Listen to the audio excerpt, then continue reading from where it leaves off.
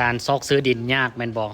ต้องตากแดดแบบนี้แม่นบ่นั่นคือปัญหาเหล่านี้จะหมดไปถ้าเฮาใช้แอปตัวนี้แล้ววิธีการเช็คดินวิธีการซอกหาดินที่เขาเจ้าประกาศขายตรงจุดตรงเป้าหมายที่เขาต้องการเฮ็ดจังใดเนาะเดี๋ยวเราไปเบิ่งรายการแอปตัวนี้ว่าเฮ็ดจังใดเนาะใดหลังจากที่เราเข้ามาแอปแล้วเนาะเราคลิกมาที่บนโหมดของดินนี้เนาะคลิกเข้าดินปุ๊บ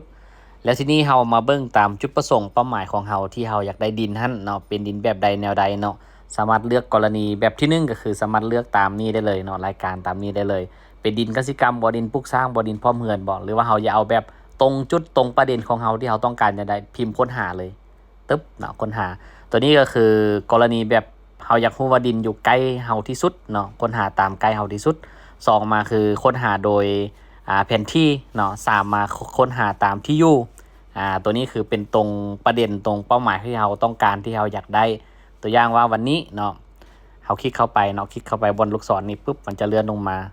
เขาอยู่นครหลวงเวียงจันทน์เนาะคลิกปุ๊บก็อยากได้ดินอยู่เมืองไซธานี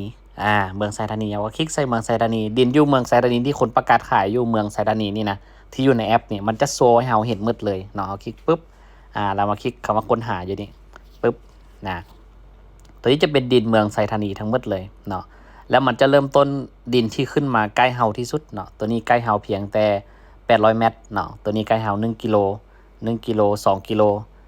ออกไปก็จะไกลขึ้นเนาะไกลจากเฮาออกไปเรื่อยๆนะอันนี้เป็นดินที่ขึ้นกับเมืองไซธานีทั้งหมดเลยอยู่นี่เนาะที่เฮาเลือกการค้นหาอยู่นี่เนาะเนี่ยแม่นเบิดนี่ที่เฮาอยากเบิ่งเนาะหรือเฮาเบิ่งเป็นรายการแบบนี้มันอาจจะแบบว่าเบิ่งจากใดที่อยากให้มันง่ายกว่านี้อีกเนาะเฮาคลิกใส่โหมดแผนที่คลิกปุ๊บแผนที่ปุ๊บก็จะเห็นเลยเนาะคงเขตของเมืองไซธานีนะที่คนประกาศขายเนาะอันนี้เป็นคงเขตเมืองไซธานีทั้งหมดแต่อย่างว่าเฮาตัวนี้คือจุดที่เฮาอยู่ปัจจุบันเนาะตอนนี้เป็นจุดที่คนประกาศขายเนาะแต่ละจุดแต่ละมุดเนี่ยเราสามารถคลิกเบิ่งได้รายละเอียดเนาะตัวอย่างบนนี้บ่นี่อันนี้ก็เป็นดินเนาะสามารถคลิกเบิ่งได้เนาะคลิกปุ๊บเนี่ยมันก็จะขึ้นมาเป็นวิดีโอให้เราเบิ่งได้ก็ได้หรือว่าบางคนบ่มีวิดีโอเขาเจ้าโพสต์เป็นรูปก็จะมีรูปขึ้นมาเนาะรายละเอียดต่างๆเนี่ยเป็นนี่เป็นรายละเอียดของดินต่างๆตัวนี้คือดินอยู่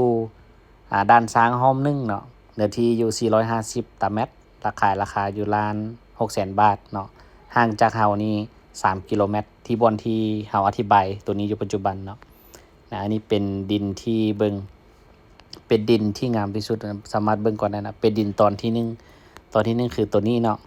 อาจจะมีตอน2ตอน3ของเขาที่เขาประกาศขายอันนี้เป็นดินตอนที่1ที่เขาเจ้าขายในราคา600,000 บาทนี้ถ้าเราจะซื้อก็ซื้อเลยได้เนาะแล้วเขาจะแชร์ให้หมู่มีคู่ก็ได้แล้วเขาจะไป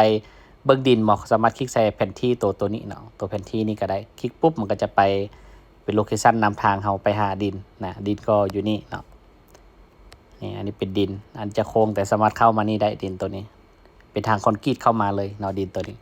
เอากลับมานะเลื่อนลงมาลุ่มเนี่ยมันใกล้สายแดงเนาะใกล้ห่างจากตั้งเจริญห่างจากอันนี้จากแมทเขาจะบอกเบิ่งรายละเอียดเพิ่มเติมก็ได้เนาะนี่อันนี้เป็นรายละเอียดนะมันจะมีเป็นวิดีโอให้เราเบิ่งพร้อมเนาะนี่เป็นวิดีโอให้เราเบิ่งพร้อมเนาะแล้วก็เป็นรูปภาพนะรูปภาพเนื้อที่รายละเอียดต่างๆเราไปดินเป้าว่างเนี่ยรายละเอียดต่าง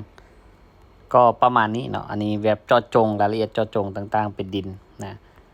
จะเบิ่งไปโหมดแผนที่ก็ได้เนาะมันมีหลายวิธีการเบิ่งจะได้ที่สะดวกเราก็เบิ่งตามนั้นเด้อเจ้า